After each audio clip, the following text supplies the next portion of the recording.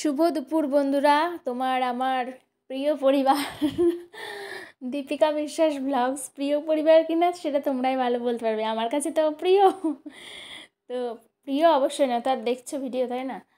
তোমাদেরকে অনেক স্বাগত জানাই, ভালোবাসা। ঠিক আছে, এখন দুপুর ওই 12টা 12:30 বাজে, স্নান করে আসলাম আর বাইরে একটু চুল শুকাবো বলে আসলাম। দিয়ে দেখি কত সুন্দর ফুল ফুটেছে, এখন রোজই ফুটছে এরকম ফুল। কালকে তো একটু চুলের ওপর অত্যাচার হয়েছে, তাপ টাপ গেছে, চুলে হিট গেছে বৈদ্যুতিক। তো সেই জন্য আজকে এমনিতেও শ্যাম্পু করতেই হতো, 2-3 দিন করিনি, তো সেই জন্য আজকে করে নিলাম শ্যাম্পুটা। এখানটা দিয়ে বেশ ভালো রোদ্দুর আসছে।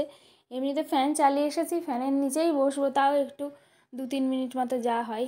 তাও বাড়ির সামনে অন্য সময় রোদ্দুর থাকে, আর এখন দেখছি এই শীতকালে খুব তাড়াতাড়ি রোদ্দুরটা চলে যাচ্ছে। অন্য সময় মানে গরমকালে টালে তোমার সেই 3টে 3:30 পর্যন্ত রোদ্দুর থাকে। তো বিছানার চাদরটা মা কালকে কেচে দিয়েছিল, না আজকেই কেচে দিয়েছিল, শুকিয়ে গেছে, দিয়ে মা আবার পেতে দিল। আর আমি বইটই রেডি করে নিয়েছি, এবার পড়তে বসবো। চুলটা শুকাবে, তবে চুলের ডগাটা যেইভাবে করে রাখে আমি ক্লিপ দিয়ে মুড়িয়ে রাখি সেইভাবে করে রাখলাম, নয়তো আবার উলমুল ঝুলমুল করবে। তো প্রজাপতি পাখির আনাগোনা, একটা পাখি আছে ছোট্ট, যদি কোনো দিন দেখানো সম্ভব হয় দেখাবো তোমাদেরকে। এত কিউট, ছোট্ট একদম, ঠোঁটটা সেই লম্বা মতো। যে পাখি আমাদের বাড়িতে বাসা করেছিল সেই বাবুই পাখির বাসার মতো, বাবুই পাখির বাসার মতো নয় মানে ঝুলন্ত বাসা, সেই পাখি নাকি কি জানি, মনে হচ্ছে তো ওই রকমই। খুব আসছে, পেঁপে গাছে এসে বসছে। মায়ের কিন্তু দুপুরের রান্নাবান্না সব কমপ্লিট হয়ে গেছে, তারপরে মা বসে পড়েছে আটা মাখতে। কিসের আটা? ফুচকা বানাবে আজকে মা দুপুরবেলা। এই দুপুরবেলা বানাবে না, মানে সন্ধ্যাবেলায় বানাবে। আমার আবার পড়ানো আছে, মাকে বললাম আমি পড়িয়ে নেব, তারপরে ফুচকা বেলা শুরু, মানে আমি বেলবো তুমি ভাজবে সন্ধ্যাবেলা। দেখা যাক কী করে মা। মায়ের এবার তর্স হয় না। আরেকদিন এমন বলেছিলাম, মা আগে আগেই বেলা শুরু করে দিয়েছে, সেদিন আমার পড়ানো ছিল।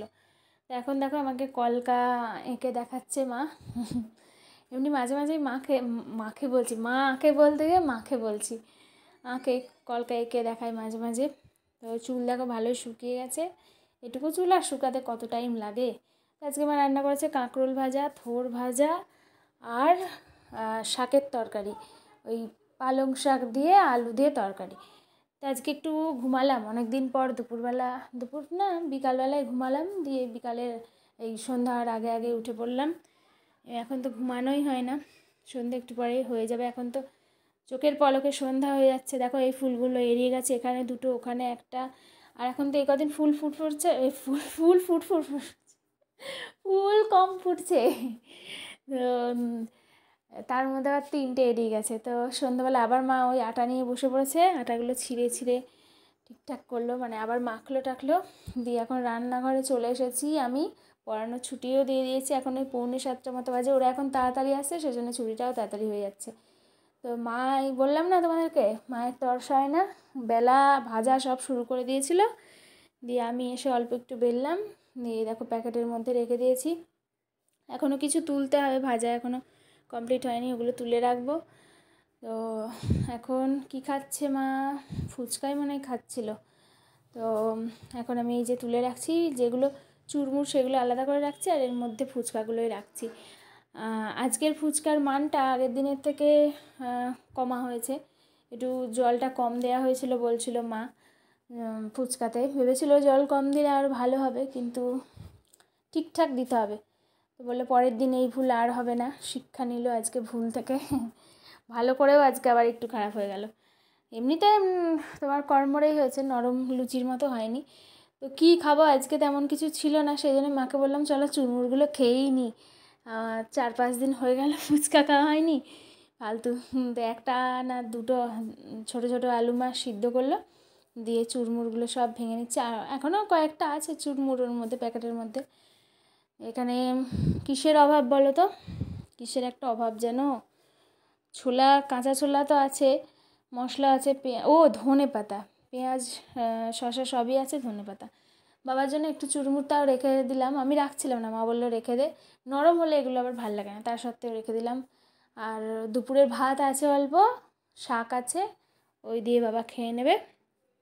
তো এখন খাওয়া দাওয়া তো ভালো হলো, চুরমুর কালকে সকালে 1 গ্লাস খাবো, তাও ভালো লাগে এইসব খাবার।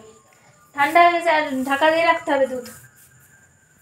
তো 9টা বাজে, এবার মা এসে চুল বেঁধে দেবে। শ্যাম্পু করেছিলাম, চুলের জটফট ছাড়ায়নি, এসে রেগে যাবে।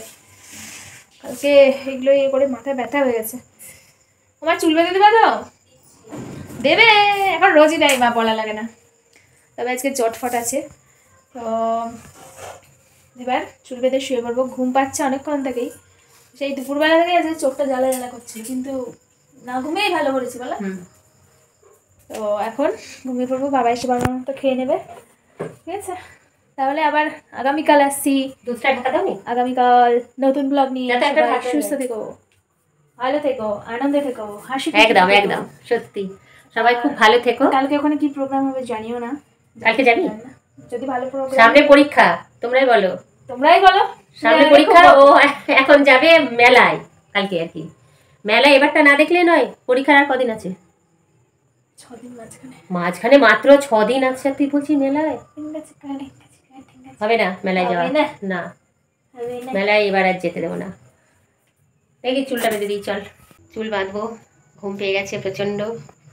দুপুরে ঘুমানো হলো না, আজকে একটা বই চালিয়েছিল। কতটুকু ঘুমিয়েছি, বেশি ঘুমাইনি। ওই রান্নার আগে একটু ঘুমিয়ে নিই, 12টার সময় ও বললো 12টা বাজে মা উঠে পড়ো, দিয়ে রান্না করতে চলে গেলাম। আর তারপরে যে দুপুরের খাওয়া দাওয়া সেরে যে ঘুমাবো, সেইটা আর হয়নি। তার কারণ এই চুলটা জ্বরটা ছাড়া না ততক্ষণ, তার কারণ ওই যে ফোন দেখে জোরে জোরে কানের গোড়ায় দুপুরবেলা শুয়ে, সেই জন্য আর দেখে ফোন। আমাদের বাড়িতে সব থেকে বেশি দেখে বাবা, তারপরে তাই বুঝছি। হ্যাঁ, স্মৃতি করছিস কেন? আজ রাতে হলে স্মৃতি করতে হবে না? ও বাবা, নাকি আজ রাতে গেলে স্মৃতি করতে হয়? টাটা, গুড নাইট বলেছো? গুড নাইট বলিনি, আমি শুভরাত্রি বলবো, ঠিক আছে? শুভরাত্রি, ঘুমিয়ে পড়ো সবাই। অশুভ রাত্রি নয় না, যদি এই রাত্রিবেলা দেখে থাকো ভিডিওটা তাহলে ঘুমিয়ে পড়ো। কখন দেখছো সেটা তো আমরা জানি না, এখন আমাদের কাছে রাত্রির, সেই জন্য আমরা ঘুমাবো, তাই তোমাদেরকেও বললাম। তো সবাই নিজেদেরটা ভেবেই বলে। নাও বলে দাও গুড নাইট। তাহলে আজকের ব্লগটা এই পর্যন্তই। সবাই সুস্থ থেকো, ভালো থেকো, আর অল টাইম স্মাইল করো, ঠিক আছে? তাহলে দেখা হচ্ছে নতুন একটা ব্লগের সঙ্গে। টাটা, বাই বাই, শুভরাত্রি।